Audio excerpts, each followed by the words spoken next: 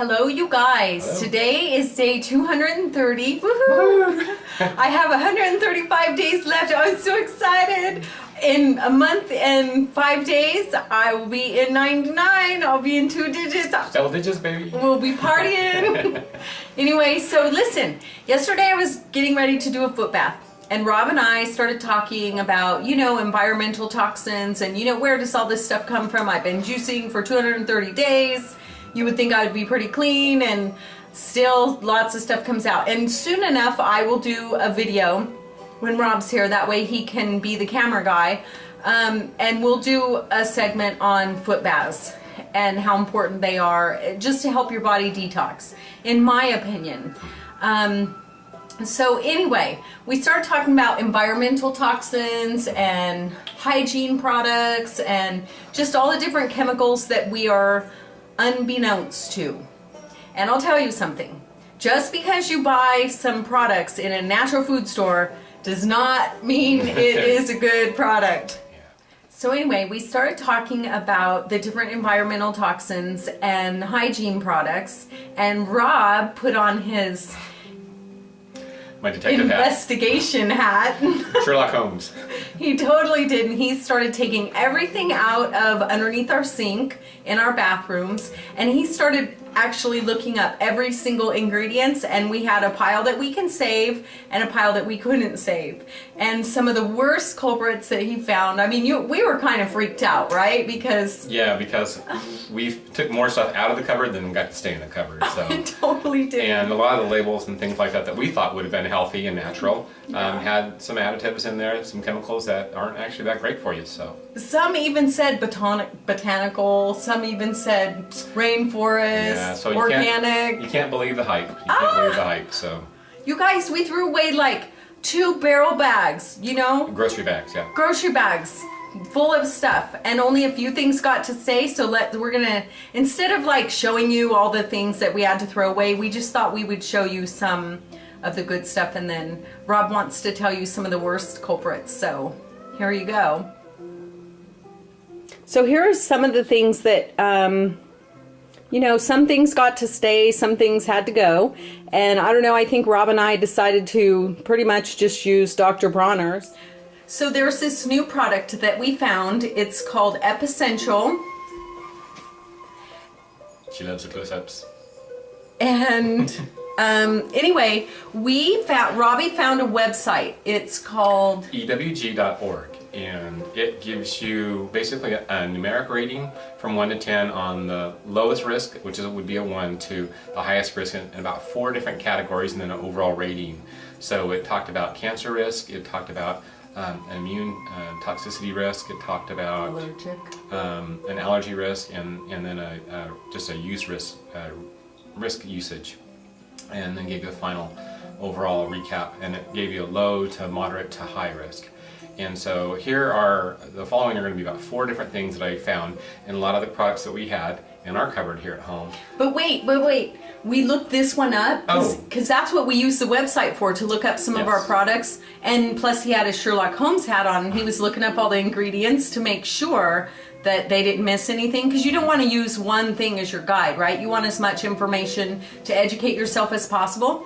So anyway, for example, this cream, which is good for people with Lyme disease that get rashes and stuff. It's great for eczema and skin irritations.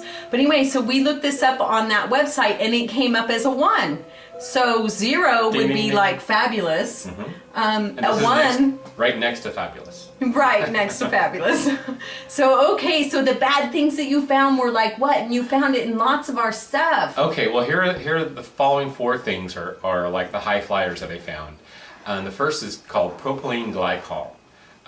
You find this in shaving creams, gels, lotions, shampoos, conditioners, deodorants, and lo and behold, it can cause negative effects to your kidneys, to your liver. It harms skin cell growth. It's even been linked to cardiac arrest. And the material safety data sheet, the MSDS sheet for this, warns you against contact to your eyes, skin, and clothing. So it seems like that probably shouldn't be in what we're using on our bodies. The next 2 are kind of twins or cousins, I guess. They can be labeled as SLS or SLES. It's sodium lauryl sulfate or sodium laureth sulfate. And you're going to find this stuff in toothpaste, soaps, shampoos, bubble baths, and facial cleansers. These chemicals build up in your hearts, your lungs, your brain, your liver, and it can damage those organs. And the kicker is that it can cause hair loss or it can damage your hair follicles. So why should we be putting that stuff in shampoos? I have no idea. I have no idea. The next item that I found was something called propylparaben, and this is in a lot of different body products. There's breast cancer risk, and it also has been shown to cause some endocrine disruption. It's a skin irritant and it can cause liver damage. It's only poisonous and moderately toxic, according to the risk assessment. So go figure that. And then the last thing that we wanted to bring to your attention is good old ingredient called talc. It's in baby powders, bath powders, body powders, and cosmetics. It can cause fallopian tube fibrosis, and it's carcinogenic if it's inhaled. And so how many times have you seen that little puff of baby powder when you go to apply it, and so we wanted you guys to just get this information. Once again, be your own detective, put on your Sherlock Holmes hat. That's it. You can use Robbie's hat if you want. And once again, just the starting point was ewg.org. The site was pretty simple to use. You can actually type in some different manufacturers and what their products are, and check that database, but there are a lot of them out there. Pure Zing was another one that had some good recommendations on it too as well. So once again, just be aware of what you put into your body, what you put on your body, because awareness gives you that choice.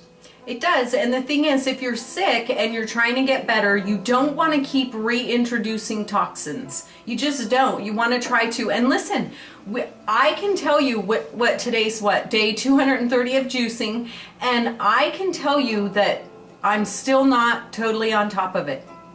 Why? So we started talking yesterday, okay, well, where could the toxins be coming from? How could I be still exposing myself to toxins? Well, that's what got us on this whole spring cleaning thing in our bathroom, because you're brushing your teeth, if you have amalgam fillings, you're agitating that, and if you're juice feasting, holy smokes, you're brushing your teeth like 20 times a day.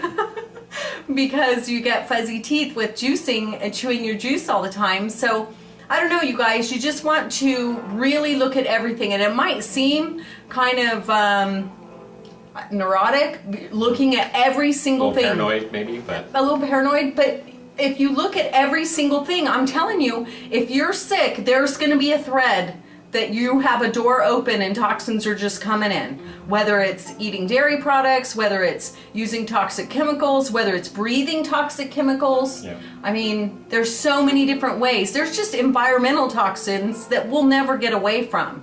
So, but with these things, you have a choice, and so by you can. Some people might call it paranoid, but by you checking out the information for yourself, you can make an informed choice and make the best decision that's whatever's right for you. I didn't feel paranoid going through all that stuff. I actually started feeling freaking out because I felt empowered. I felt empowered that we were actually taking the situation into our own hands and saying, you know what? Before, I was just kind of led along like the rest of the masses, and now I'm going to be looking at the back of those labels all the time and totally. reading them, just like we do with our food, or just like some people are starting to do with their food. Yeah. I think it's important. Well, I think I was freaking out because I thought that it was natural stuff just because it said natural, but hello, that was not the case. Marketing ploys, natural can mean a lot of things depending on what the product is. So okay. Take your health back and read your labels on everything. Okay, you guys, we'll thank see you next time. Thanks for checking all that stuff out. Oh, okay. I appreciate you. Okay, you guys, bye. So long for now.